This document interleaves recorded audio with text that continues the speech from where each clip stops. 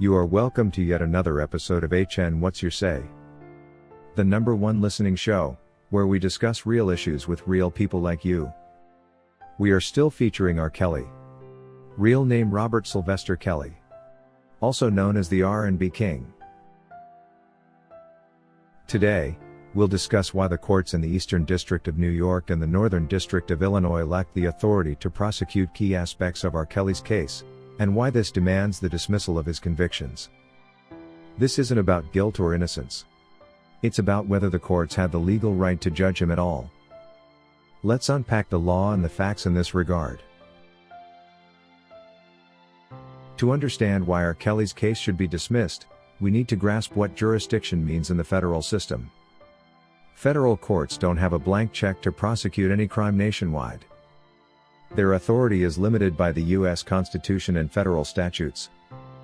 For a federal court to hear a case, the crime must either violate a specific federal law like the Racketeer Influenced and Corrupt Organizations Act, or involve interstate activity like crossing state lines for illegal purposes under the Mann Act.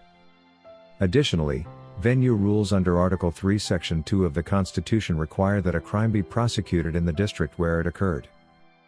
If a court tries a case outside its geographic or legal boundaries, it's acting without jurisdiction and any resulting conviction is invalid. In R. Kelly's case, both the Eastern District of New York and the Northern District of Illinois overstepped these boundaries, prosecuting acts that didn't belong in their courtrooms or under federal law at all.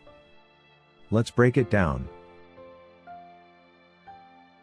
R. Kelly was convicted in New York in 2021 on RICO and Mann Act charges for an alleged decades-long scheme involving sex trafficking and abuse. In 2022, the Illinois federal court convicted him on charges of alleged child pornography and enticement of minors. The problem? Many of the acts underpinning these convictions happened outside the prosecuting districts or were state-level crimes improperly swept into federal court. This jurisdictional overreach violates fundamental legal principles, and it's why the cases against R. Kelly should be thrown out. First, let's examine the Eastern District of New York's prosecution. The New York court claimed jurisdiction over a sprawling set of allegations spanning decades and multiple states of Illinois, Florida, Georgia and beyond. The charges, including RICO and Mann Act violations, allege that R. Kelly ran a criminal enterprise involving coercion, abuse and transporting said victims across state lines. But here's the issue: many of these acts didn't happen in New York. For example, testimony in the trial pointed to incidents in Chicago where R. Kelly lived and worked, or in Florida where the alleged victims were supposedly recruited. Under the law, a crime must be prosecuted in the district where it was committed. If an alleged act of coercion or recruitment happened in Chicago, why was it tried in Brooklyn? The prosecution might argue that some acts, like phone calls or travel, touched New York as a way of justifying venue. But the law requires more than a loose connection. Each predicate act in a RICO charge or each instance of a Mann Act violation must have a clear tie to the district. If a said victim was allegedly coerced in Illinois or transported from Florida to Georgia, those acts belong in those districts' courts or in state courts if they don't involve interstate activity. By lumping everything into New York, the court stretched its venue authority beyond what the law allows. This isn't a technicality. It's a constitutional safeguard. Trying R. Kelly for out-of-district acts deprived him of his right to be judged where the alleged crimes occurred, rendering the New York conviction invalid. Now let's talk about the RICO statute, which is the main charge in the New York case. RICO charges require that the alleged criminal enterprise affect interstate commerce.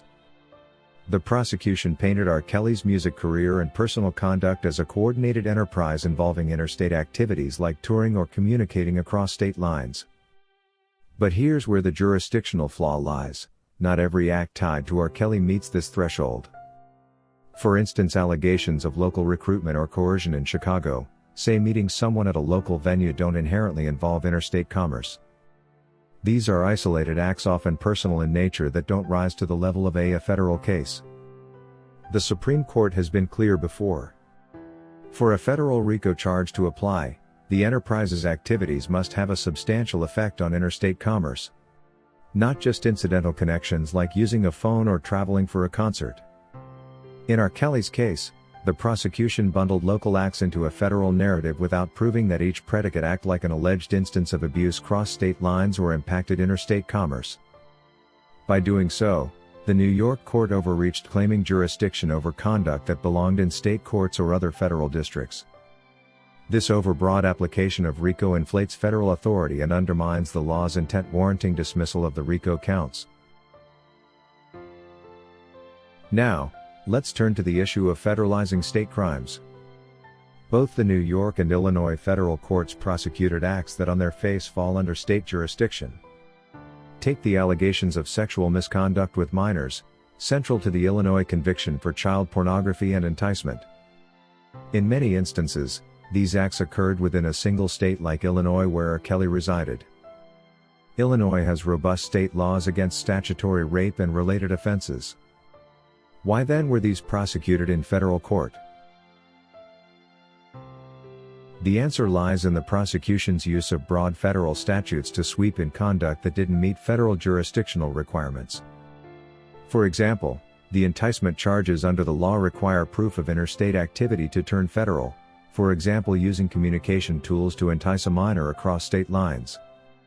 If the alleged enticement happened locally, say a conversation in Chicago, it's a state crime and not a federal one. Similarly, in New York, some Mann Act charges alleged transporting victims for illegal purposes. But if the travel wasn't clearly tied to the illegal act, for example if someone traveled to attend the Oscar Awards, federal jurisdiction doesn't apply. By prosecuting these as federal crimes, therefore, the courts overstepped usurping state authority under the 10th Amendment, which reserves non-federal crimes to the states. This overreach therefore demands that affected charges be dismissed, as the federal courts lack the power to adjudicate them. The Mann Act charges in New York further highlight jurisdictional issues. The law prohibits transporting individuals across state lines for prostitution or other illegal sexual activity. The prosecution alleged that R. Kelly transported victims for such purposes, justifying federal jurisdiction. But the evidence presented only included travel for legitimate purposes like attending concerts or personal visits, where any alleged misconduct was only incidental. The Supreme Court has clarified that the Mann Act requires intent to engage in illegal activity at the time of transportation. If the prosecution couldn't prove this intent for each instance, or if the travel stayed within one state, the federal court lacked jurisdiction. For example, if R. Kelly brought someone from Chicago to New York for a music event and no illegal act was clearly planned during transportation, it becomes a state issue and the Mann Act doesn't apply. Yet the New York court allowed such charges to proceed, stretching federal authority beyond statutory limits.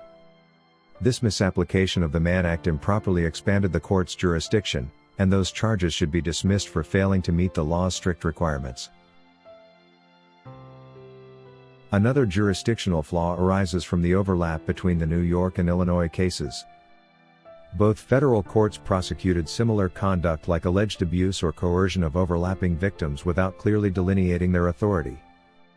For instance, acts involving certain said victims were cited in both the New York RICO counts and the Illinois enticement charges.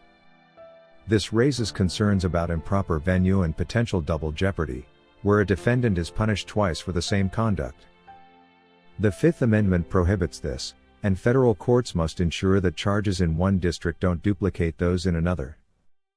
The federal courts in New York and Illinois overstepped their jurisdiction by prosecuting acts outside their districts, misapplying RICO and the Mann Act, and federalizing state crimes in risk of double jeopardy through overlapping charges. These errors strike at the heart of a fair trial. In fact, these jurisdictional violations demand the dismissal of his two convictions. The courts lack the authority to impose these sentences, and justice requires correcting this overreach. Thank you for listening.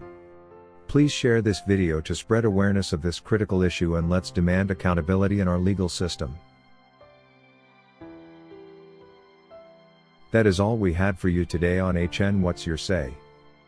To keep updated whenever we post a new video, subscribe to this channel now. Also remember to hit the bell icon and enable notifications.